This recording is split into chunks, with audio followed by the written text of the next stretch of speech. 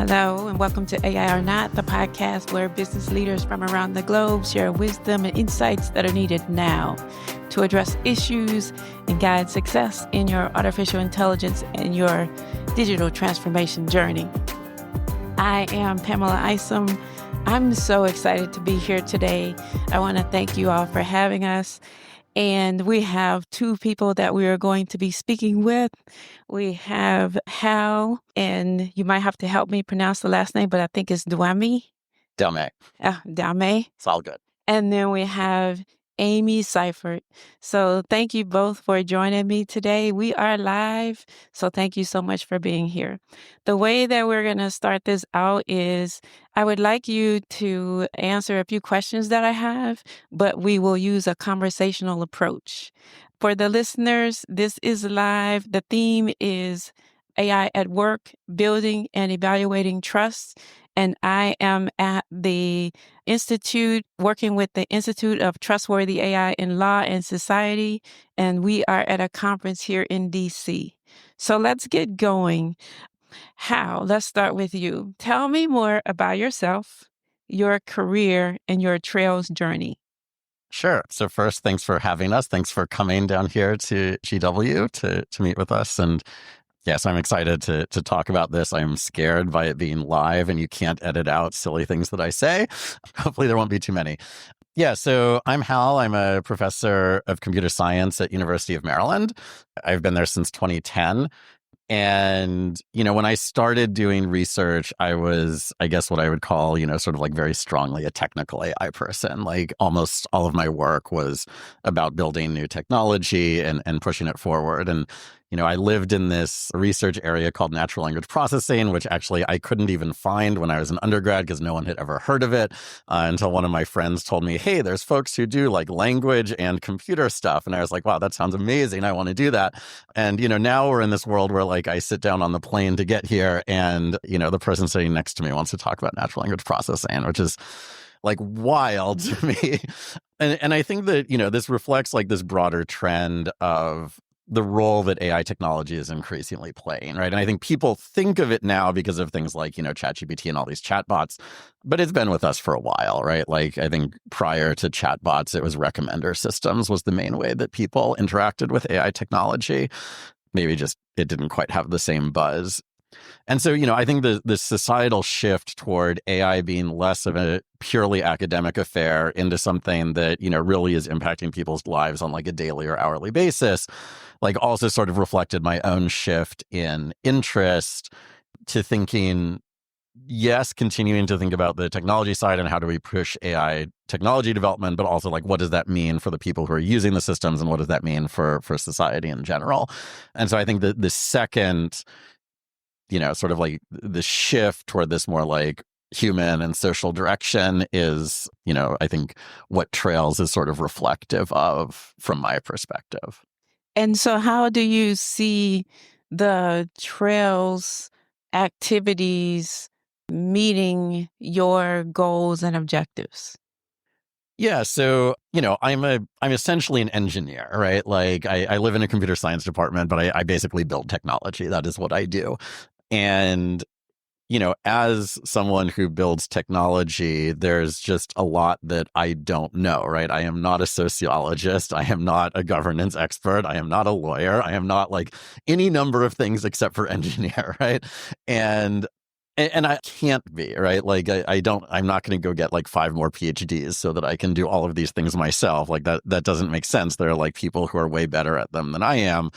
And so I think like for me, Trails is like this amazing opportunity to build connections with the people who like do and understand the things that I don't do and I don't understand. And like that takes time and it takes conversation and it's hard. But I think that's, for me, that's what's exciting. It kind of gives me an excuse to talk to people that like I wouldn't have a chance to talk to or work with otherwise. Well, I want you to know that I appreciate your work. I have notes here that you are the professor, the Department of Computer Science, University of Maryland, and the director of Trails. So I know that must be exciting for you. And so that's why I was asking you the questions about that, because I think that the humanities side of the human factors of AI, that's deep. That's a deep conversation, right? So because we're dealing with computer science and we need the human factor. So I certainly appreciate the fact that you are the director and looking at doing things to bring the trustworthiness about and let it evolve as we are evolving. So Amy, you are associate professor of the West Virginia University College of Law. And so I'd like you to tell me more about yourself, your career, your trails and journey, and AI at large. Great. Thanks, Pamela. And thank you again to everyone from Trails for inviting me to be here. It's really great to be here. I think my AI journey has been really providential. It's been a lot of being in the right place at the right time and being curious. So I know we've got a lot of students out there, so keep being curious. It's really important. I went to Carnegie Mellon as an undergrad, and so you may be going, oh, like Hal, she's an engineer. No, I was a creative writing major, but I was at a school that had a really strong technology feel to it. And so I got really kind of interested in ideas when I was an undergrad. And then I got really lucky. My first year of law school, my torts professor, who I was randomly assigned to, it was his first year teaching torts, and he was this brilliant internet scholar who went on to run the Berkman Center for Internet and Society at Harvard Law School. So he taught us torts through the lens of, internet and AI and other things. So that was really exciting. And then I clerked for a federal judge after law school and worked for a large law firm in New York City for a few years. And when it was time for me to come home, because Morgantown, West Virginia is my hometown, so it was really exciting for me. I've been at WVU since 2010, like Hal has in a variety of contexts. But when it was time for me to come home, that was really great. And I started doing some scholarship. When law professors say research, we just mean we write law review articles. But I started writing some law review articles on things like the use of machine learning algorithms for online school surveillance. And that particular piece, which had a lot of privacy dimensions, came out just as the pandemic hit and everybody's kids shifted to online learning. So that was good timing. And then that particular spring of 2020, I was home with my third grade twins and my pre-K youngest, and they were all doing remote learning. And I kind of needed a way to stay sane, trying to work from home, and my husband work from home, and our three kids do online learning. I started reading about this thing called GPT-3, and my mind was blown. I was like, this seems like such a game changer, especially for people like lawyers, who so much of what we do is writing, right? We're highly paid rhetoricians in one sense of the word. And so I wrote an article about lawyer use, the ethical dimensions of lawyers' use of GPT-3 or other large language models. And then when ChatGPT came out, a year or two later, that was one of the law review articles at the time that was focused on large language models. So I was able to be at the start of that conversation, which was great. So at WVU at the law school, I teach classes on AI and law. I just finished teaching a seminar on regulating artificial intelligence this past semester. So that's one of those classes where you try to not even really have a syllabus. You're like, we're kind of follow the news and we'll see what happens this week and we'll adjust as we go. So it's really exciting to me. And I love thinking about how AI fits into larger societal questions, because that's the point of regulation. The point of regulation is to maximize the good and, minimize the bad. And so does our current AI regulatory landscape do that, right? I have a forthcoming law review article arguing not yet. We'll get there, but not yet. But that's my AI journey. Why not yet? I think that it's really difficult to get AI regulation right for a variety of reasons, including reasons that have been on large display in the news over the last month or so. I think that we've had a paralysis when it comes to doing AI regulation at the federal level in the U.S., and that's because it's hard and the stakes are big and people don't want to get it wrong.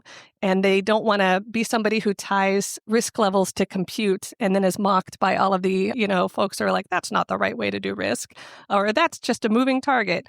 Or they don't want to do something that is supposed to help innovation that instead stunts innovation. Or they don't want to inadvertently get the export controls wrong and have our competitors end up with too many of our GPUs, right? There are a lot of reasons it's very hard to do. And so we've decided maybe we just won't do anything. We'll take a wait and see approach. Problem with that is the regulatory landscape exists already. So a choice to not regulate AI is actually a choice to say AI will be regulated by copyright law, AI will be regulated by antitrust law, AI will be regulated by privacy law, and AI will be regulated by private tort law actions where people sue companies for harm.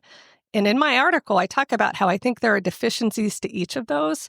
None of those reflect all of the various considerations that we all have as a society. They can't possibly express all of the things that we want our regulations to do for us. And so we're not there yet. I'm hopelessly optimistic. I still think we'll get there because we have to. And I think, events like this really help advance the ball. So we were talking, I was in a discussion earlier with Amy and a couple other discussions, and we were talking about the copyright, the latest, and just copyright laws in general. And they're very scarce, so there's this recent conversation, I think it's a recent publication, but it builds on top of what was in the past. And it has a lot to do, and it speaks a lot about how much human control you have and how much ingenuity the human has brought to the table as to whether you will be given copyright authority or not, right? Granted copyright privileges or not. What's your take on that? Well, so I guess my first take is I'm not the lawyer sitting up here. So, it's okay. I want to get a non-lawyer's perspective. Yeah, that's fine. Right. So I guess there's sort of like two sides to the copyright question. There's the like use of copyrighted materials and training models. And then there's the copyright question of like, can the outputs or can works of art be copyrighted when AI played some sort of role in the process of its creation? Right. So let me say, because I sing, right, and the music's in my head, but the I don't write, I don't compose the music. It's just in my head. So I want to have AI create the music for me if I sing the song, and I won't do it because I don't. It's my stuff. Right. So that's why I asked the question. I'm not a lawyer either, but I think about these kinds of things. How do I trust my intellectual capability with an AI? Do you have concerns like that? Yeah, I mean, I think we all should. I think that so this is sort of on the more production side. I guess first, like most of what I know about this is through conversations with another Trails member, Bob Brown-Ice, who's in the GW Law School, who studies things like copyright and First Amendment and those sorts of topics. And, one of the things that, kind of surprised me, kind of didn't as a non-expert is that, like the amount of effort I put in to something doesn't seem to have much to do with whether it's copyrightable or not. Like there are criteria, and that is generally speaking not one of them. I think I have a really good friend who's a composer and singer, and I've talked to her about her experience sort of like using AI, and she's expressed two sides, which I think, I hold to. Like one is, this lets her do things that she couldn't before do, right? So she performed a piece, she lives in LA, that include vocals that would simply be impossible to produce without some sort of computer aid. And so like on that side, she sees this as, basically a way to like amp up her creativity, right? It lets her do things that she couldn't otherwise. On the other hand, she shares exactly the concerns that you have, which is, do I have any rights over this? What happens when, I, as a composer, am not needed anymore because, like Music GPT just writes all the songs.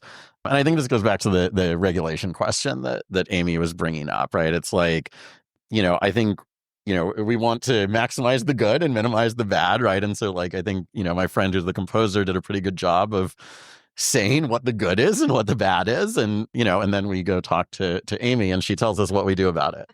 So, Amy, now tell us more about what can I lean on when it comes to regulations? Tell me more about the law. Oh, I thought I was going to get an engineering question after Hal got a copyright, so I'm very happy to be asked a regulation question.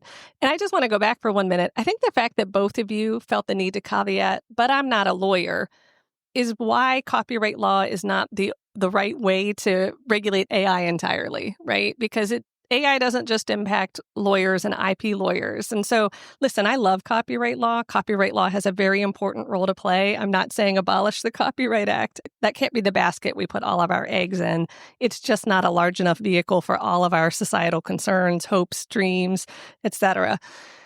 With regulation, where do we lean? I mean, we're going to see, I think, and we are seeing just over the last 10 days, really rapid change. So it's been an increasing trend in recent administrations where Congress has had some deadlock to do more regulating, to do more kind of lawmaking via executive order, right? Which is where the president can do some things more unilaterally and doesn't have to try to get Congress to go along.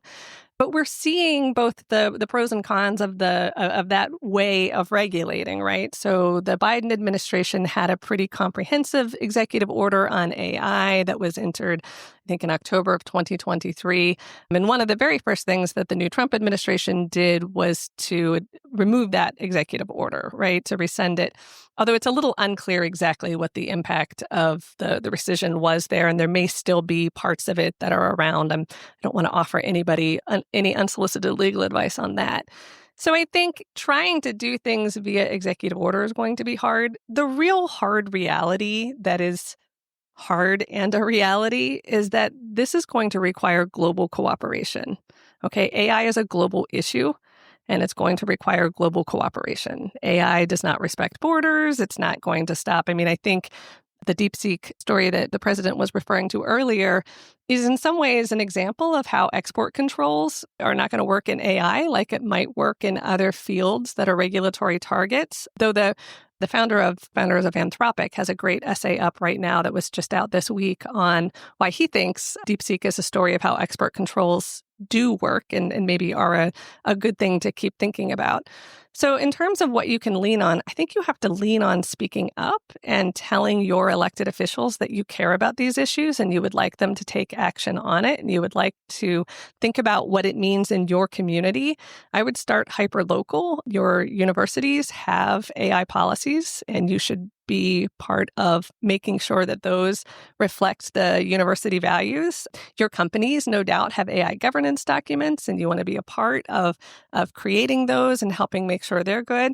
Sometimes people say to me, "Oh, are you an AI optimist? Are you a?" And I always say, "I'm an AI pragmatist. Yeah. I'm really excited about AI. There's a lot of really good that can happen. You know, my university is in a relatively poor state, but a state that could have tremendous, great changes that come in for AI if we do it right. It could really improve a lot of things for the people in states like West Virginia, or it could be an unmitigated disaster that is another example of extraction capitalism and kind of messes things up.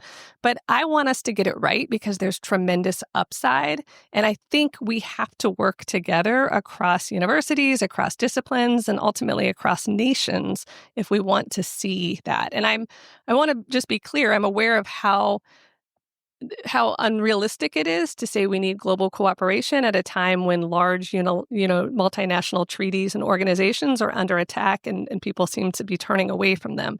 But I don't see a way forward without some level of global cooperation. And things like the Bletchley Declaration that happened in the UK last year are a great example of where maybe we can start to move in that direction.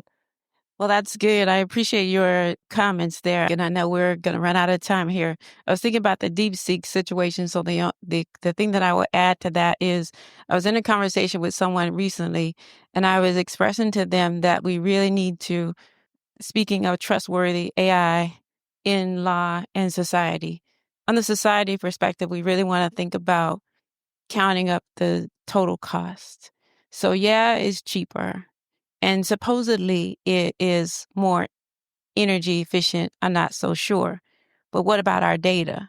What about our information, right? So look at the total cost. Everything that is supposedly cheap really isn't, you know? That's why programs like this are so valuable. That's why I'm so happy to be here. We are at the last part of the podcast where I typically ask the question, share with the listeners words of wisdom or your call to action. So we're going to start with you, Hal. Please let us know your perspectives there. Yeah, that's a hard question, but I'll give it a go. So I'll come at this from my perspective, which is that of, a technologist and engineer. And, the thing that I say a lot that I'll say in this context is I would really like work on the technology side of AI to think a lot more about what's often called like AI for augmentation rather than AI for replacement. So the field of AI, going back to the 50s, is really a study of automation. And, it was originally like, the Turing test is basically like, can I pretend to be a human? Then it's like, can I play checkers? Can I play chess? Right. And all of these things are basically like, can I take this thing that's like, we used to care about things that were hard for people to do. Now, actually, we care mostly about things that are easy for people to do. But, it's really about this, like, can I just take the human out of the picture entirely? And I think that's both kind of a boring perspective. Like I don't know, I don't find it particularly intellectually engaging. But I think also it's where a lot of like challenges come from.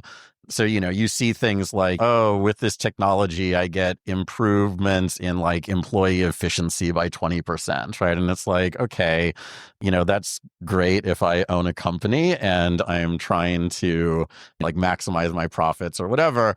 But, I'm in academia for a reason. That is not my goal, right? And so I think that it's much more interesting to think about like, how do I improve the lives and the work of people who use these technologies? So how do I develop AI techniques that really help people do the things that they want to do rather than like get rid of the people in the loop entirely?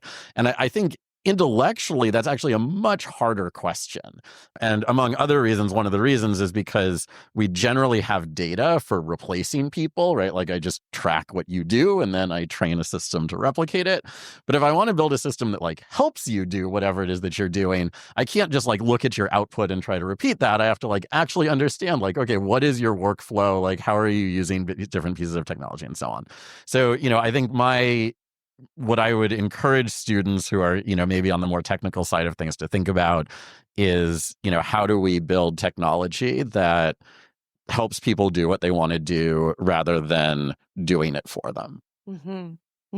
Okay, that's very thought-provoking. Okay, Amy, what's your words of wisdom or a call to action or both? I love that. And I'm going to piggyback on what Hal said because I was inspired, moved to action by what he said.